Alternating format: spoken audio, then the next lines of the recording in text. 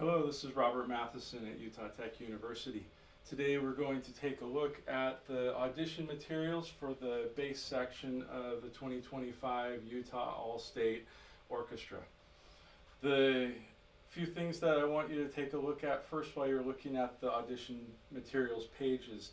One, it says to have an audible metronome playing during your audition recordings. So this shows the audition, the committee, that you're playing at the tempo that they've given in the audition paperwork. Scales, it asks for, so the materials that they're asking for are one key of a 2-octave major scale, and it should be a quarter note equals 90.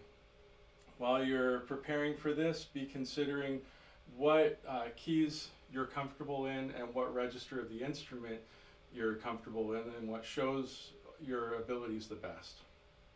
So if you're most comfortable in the lower register of the instrument, not going past that octave on the G string, then you'll probably want to consider playing in F major or G major. Those are two comfortable keys that stay in the lower register of the instrument. If you move beyond that, of course, into A or into C major or D, then of course you're going to be making your way up into the upper register, because those 2 octaves in F are right there. If you're playing in G, it's right there, and it just takes you up to that octave on the G. If you're going into say like C major, then that'll take you well up into thumb position, into the first position in thumb position, or D will take you up to here. So keep that in mind while you're practicing, and pick a key that shows your abilities. Okay, let's take a look at the Shostakovich. So starting from the beginning of this, it starts on the end, but these are 16th notes, so it's just going to be down up the whole time, actually all the way until the second to last measure of the excerpt. It's just down up, bowing as it comes. Start off with first finger on the G right here on the E string, and from that position, thumb behind the G right there, you can hit all the notes that you need to by pivoting all the way really up until 107 almost. The last 2 beats, you can fit those on there, but the fingering I have on there has you shifting down the D string to prepare for the next passage that starts at 107. But from right here, you've got G, A, B flat, C, D, E flat, F, G, A flat, B flat, C, right there. So that's all right here.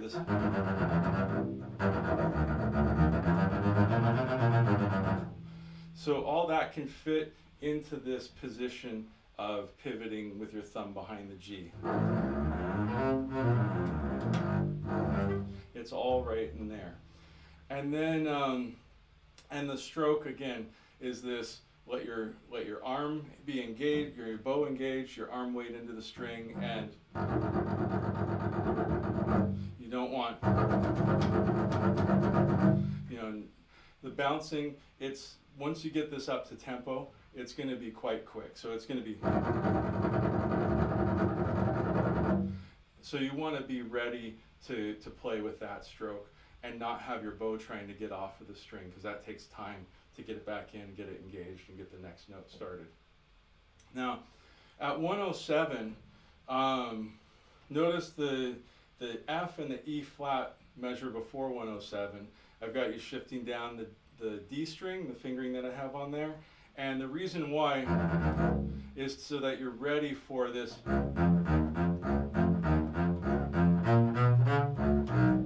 So you're ready for this figure of right there. It incorporates a pivot into it for the way I play it. You can also shift for that and let your thumb move with it. Any of these pivot motions that I talk about, yes, they can be used with a shift. I like having my finger anchored, my thumb anchored, and using pivots, and that's how I tend to play when I'm staying in position. So this D flat, take a look at the thumb right there, and then pivot.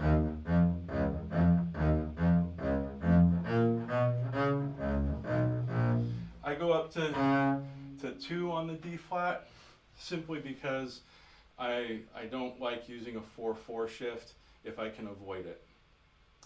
That tends to feel less stable to me. So I go up to 2, but I've got it marked as 2 or 4. Choose, and take that as with any of these fingerings. Do what works for you and what makes it sound right. These are fingerings that work for me on these passages. Don't feel like you have to do them because I'm saying them or because a teacher tells you to do something, but this is what works for us. Try this first, and if you find something that modifies that works better for you, do it. If it sounds better, do it. So let's look at the fingering at 107 again. So I already talked about the 4, 2, 1, 2 right there for the first measure. Then 4, 2, 2, 4, 2. So that takes you up. I did 2 and then 1. There's your octave. And then you've got a similar fingering again. That's 2, 1, 2, pivot 4. That's the D flat. Then E flat, G flat, pivot back. So that puts you in first position right there still. And then from the F flat to C flat, I've got 2, 4 right there, but if you like 1, 1, then that can be E flat to F flat, 1, 1, 4, like that.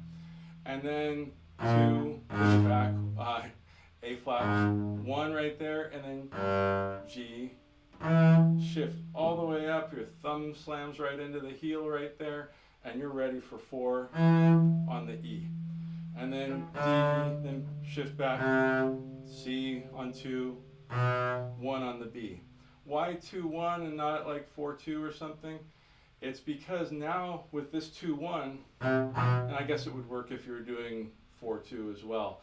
But now you're ready to play B, F sharp, and C natural, all in that same position. So the last 2 measures are this.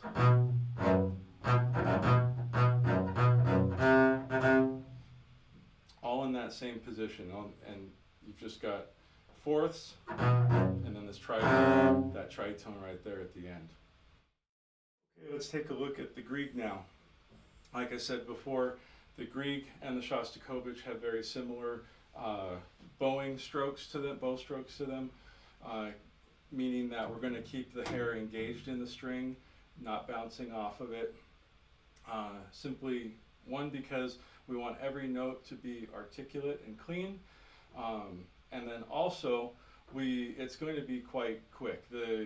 Listening to different recordings, you'll hear this almost as slow as 124 BPM, and even up to 140 on the faster end of things. So for these tempos, keeping the bow engaged and having this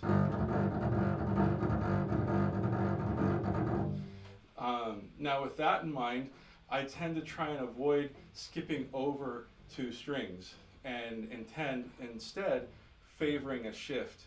So like going from that G to the F in the first measure, I'm going to play G with my first finger right here, so right there, and then shift up for the F.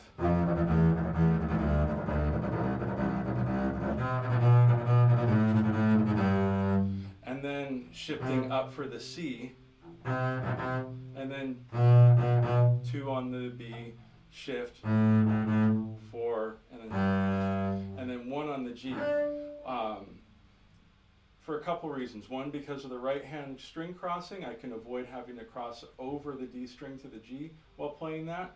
I also like the timbre of that for what's being played here and how it blends with the line in the orchestra. I want to hear this C there. I like the sound of that better than this. It's a little bit darker in tone, and it tends to be versus bright, and they're both articulate, but I like the punchiness of the D string. That's why I shift up there, and again, avoid that string crossing in this quick passage. Also, going down the D string down to the G right here, so I'm looking at the second measure of the second system, that dotted half note. Now we can shift, thumb into the heel, so Rabat third position, or Simandl fourth right here, thumb in the heel, third finger. Then we've got 3-2 for the G F sharp. Then we can just pivot back. There's F sharp E. Don't go all the way back here. It's not necessary. Now we need to shift D to C. Then you could do, but then you have to cross over an extra string to do that too. So I tend to use the open A right there. And then up to the A here. It makes it easy to mute that A string when I go up to it, as opposed to playing here and then we have to mute it with another finger. You do want to mute that open A if you're going to play it. So then after the octave A up there, second to last measure of the second system here we're looking at, and then shifting back, 1, 2, pivot up, or shift. We're going from fortissimo accented on that whole note D to piano on G on the next measure. So in the space of one measure, we're going to go from as loud as we can play to almost as quiet as we can play, all in the space of 4 beats right there. I end it with a down bow on the D and then an up bow on the G, just because it is piano. It's not accented, so that it's not necessary to do a retake. Definitely don't want to do a double bow on that whole note D right there, because the tendency is that will cause it to diminuendo and then crescendo again. So just all in one bow and then up bow on the G. I hope this was helpful for you. If you have any additional questions for me, I'd be happy to address them. You can email me at robert.matheson@utahtech.edu.